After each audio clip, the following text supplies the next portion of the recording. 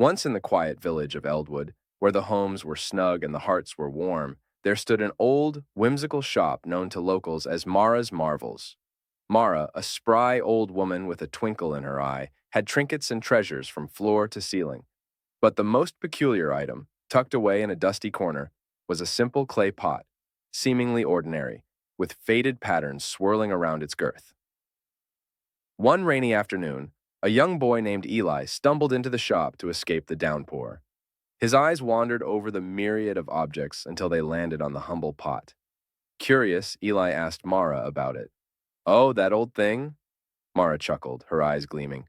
"That, my dear boy, is the pot of plenty. It fills with whatever its owner needs most, but only once a moon's cycle."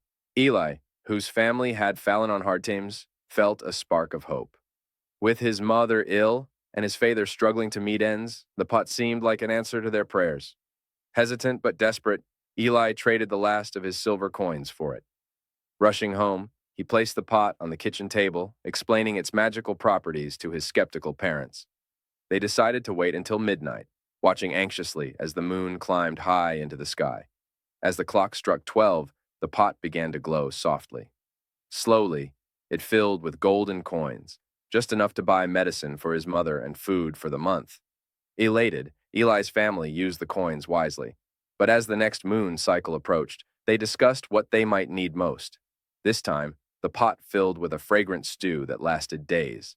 Each cycle, the pot provided, sometimes food, sometimes money, and once, a pile of books when Eli wished to learn more. Word of the pot's magic spread through Eldwood, and before long, neighbors knocked on Eli's door, hoping to glimpse the miracle. Eli saw the need in their eyes and felt a tug at his heartstrings. Remembering his own times of need, he shared the pot's bounty whenever he could. Years passed, and Eldwood blossomed into a prosperous, joyful place where no one was left wanting. The pot, however, began to show signs of age. Its patterns faded further, and one evening, it ceased glowing. The village gathered, trying everything to revive the magic, but the pot remained still. Eli, now a young man, looked at the worried faces around him and smiled. "The pot has given us much," he said, "but its greatest gift was teaching us to care for each other.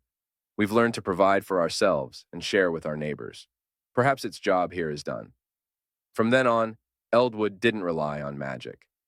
The villagers continued to support one another, remembering the pot not only for its gifts, but for the unity it inspired.